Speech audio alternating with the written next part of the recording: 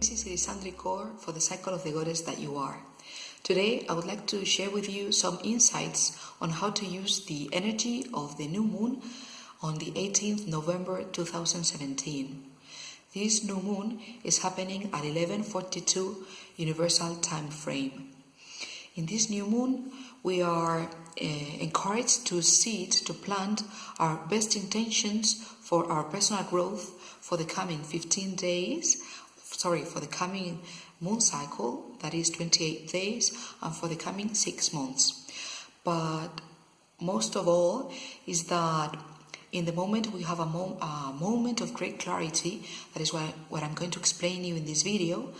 And we have also Mercury still working forward, and as the energy of this moment is pretty much like the energy of what we are going to have in 2018, but still we are having Mercury walking forward, I would encourage you to really make now the New Year's resolutions, to plant now your intentions for the coming year, because in this moment you have the clarity and the intelligence that Mercury is giving you. But in December, when we traditionally plant our intentions for the new year, when we make our New Year's resolutions, we will be having Mercury retrograding, so we won't be clear at all. So let's take this chance, let's take this window of opportunity that this new moon on the 18th November represents, so to bring clarity to your purpose of growth, taking into account the following. So a new moon is always a moment in which we have the sun, that means the consciousness, our energy, our presence, together with the moon. The moon means our subconscious aspect, means these aspects of ours that are not conscious, that are hidden, that are very emotional, that are something there interpreting us, but consciously speaking, but that is something we are not aware. And when the new moon happens, these two things get together, the sun and the moon, and so there happens a fecundation. They are mutually fecundating each other. That means that the sun is illuminating the moon, and so it's giving her part of his insights on how things are in the conscious side of your life. And on the other hand, the moon is informing the sun about what is happening there in your dreams and in your subconscious mind. You know that often with the sunlight things are illuminated, and we suppose and we guess that we see things for what they are. But the fact is that often things being so clear, we are not clear about them, and often it's by night time when we reflect on things and we get to understand what those things really mean to us and what we really care about those things. And so this is the kind of interfecundation that is happening in this moment. And on top of these, we are having Jupiter and Venus together in Scorpio. I told you in my previous video that Scorpio is all about death, transformation, sex, power, also victimism, victimizing ourselves and the lack of power. So how we give our power to others. I encourage you to see my previous video about this, because it's really going to illuminate all this, what I'm not going to explain anymore today, because it's in my previous video. And also has a lot to do with instinct, with passion, with being emotional. All this has to do with goddess Persephone. Goddess Persephone was in the Greek mythology first called Lakore. Lakore means the daughter. She was the daughter of Ceres. She was the daughter of Demeter. It depends on whether you are considering the Greek or the Roman mythology.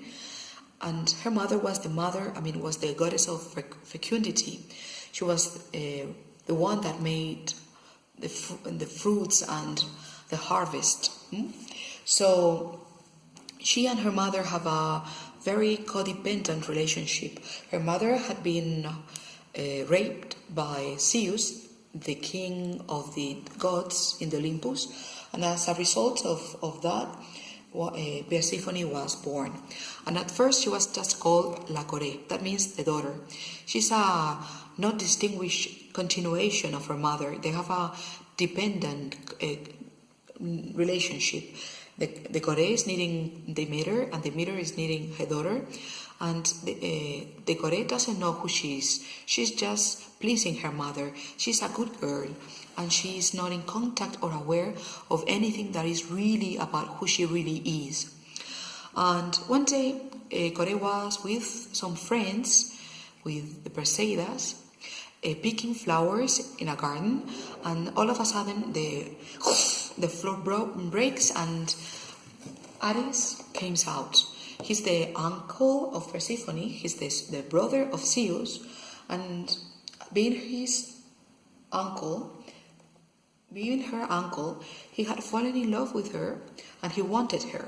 So he came out of the earth and kidnapped her and raped her and kept her kidnapped in the underworld. And Persephone was, Core at that moment was completely devastated, was completely under shock, being raped and all that stuff. And the mother, Demeter, heard all this noise and all these things, and she came out, but she couldn't find out what had happened. And so she started a pilgrimage, asking all the living things what had happened to her daughter.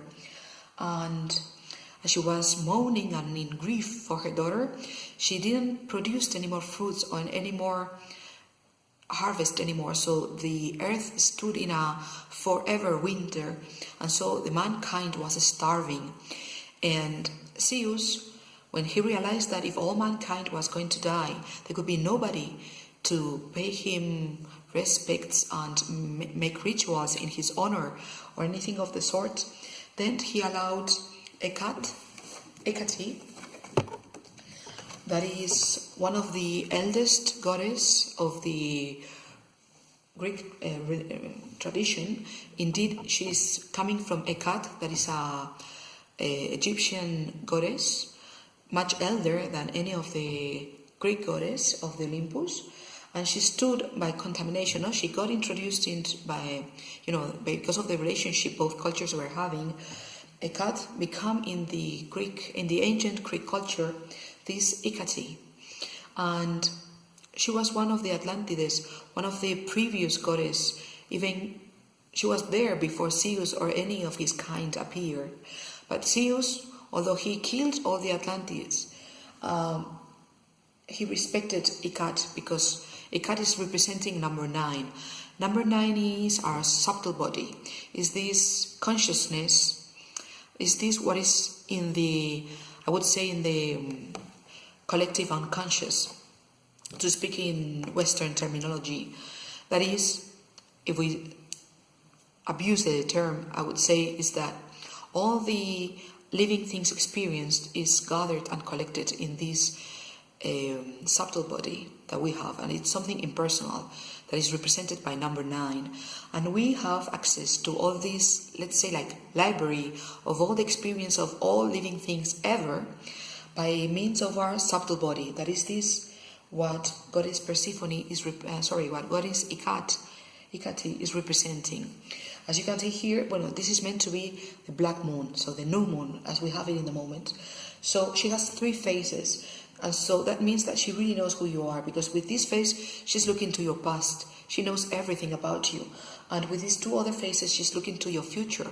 So she knows what happens to you if you look to one direction or if you decide to go in the other direction.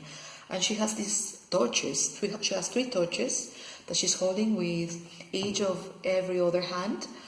So she's illuminating your path. She represents this intelligence, this going to the subconscious. That is what happens to Persephone when she is taken to the underworld. When Persephone gets to the underworld, she gets to know all the heroes that come to the underworld to fulfill each of their tasks that they are recommended. And by interrelating with these heroes, she starts to realize what she's not. And by the time that Hecate is allowed to come and pick her back to the alive world, she decides to take some grains of a granite, so that she ate them, and then by the laws of the infraworld, the world of the death laws, she has to come back 6 months a year, 4 months according to the myth, depending on the version.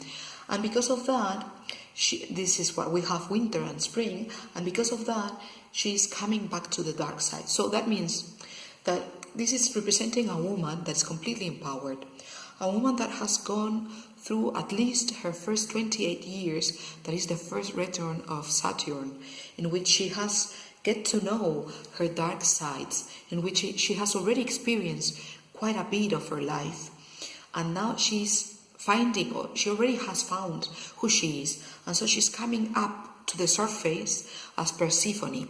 Persephone literally means the queen, of the underworld. That means that she really is able to embrace her dark sides, all her vulnerability or her wound, and she knows who she is, and she embraces who she is, even when it's not that nice and it's something that you wouldn't present to everybody.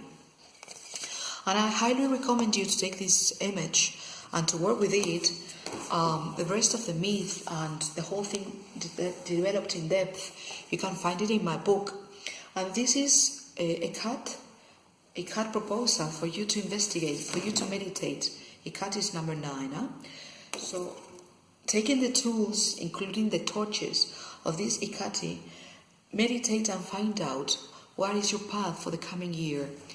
And I invite you to do so in this 18th 11, because we've had this month really the clarity that the full moon was bringing us in this Scorpio month, to really get to understand what is going to be the energy of the coming 2018.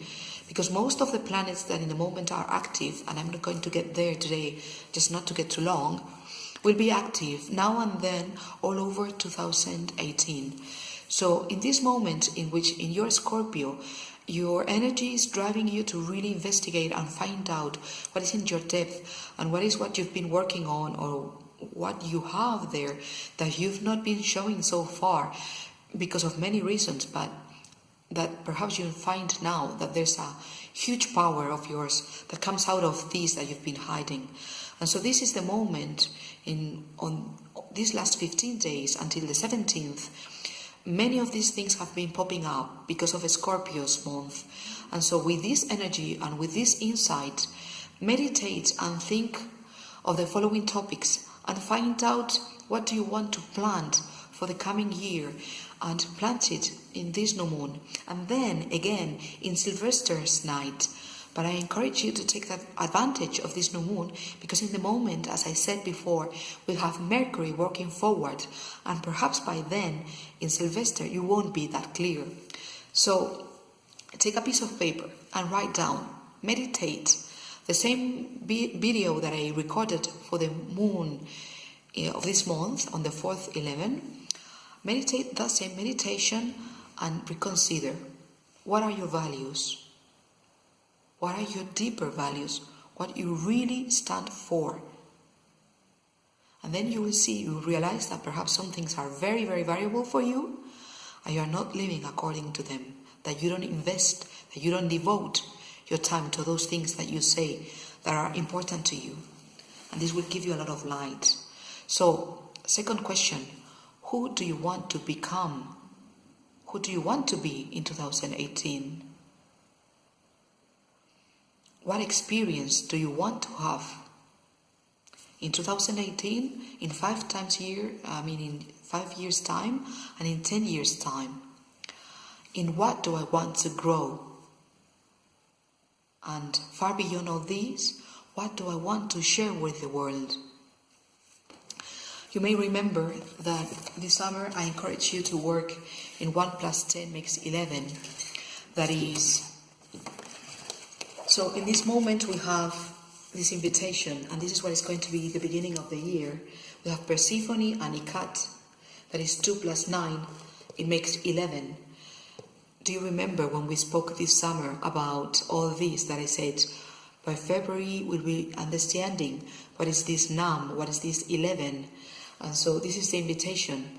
Work with your being the victim, being la Gore, to become Persephone, become the goddess of the underworld, of your underworld, by integrating your wisdom, by integrating the wise woman, the woman that is not menstruating anymore, no? After menopause, woman is what Ikati is representing in you. And so integrate those two in this new moon and seed, plant what you want to see next year in 2018. So I hope all this is clear enough. I invite you to take my book and work with it. You can find it or ask for it using my internet website or my email account down there. And I really encourage you to plant now your intentions, your New Year resolutions for 2018. Satnam, I hope it worked for you.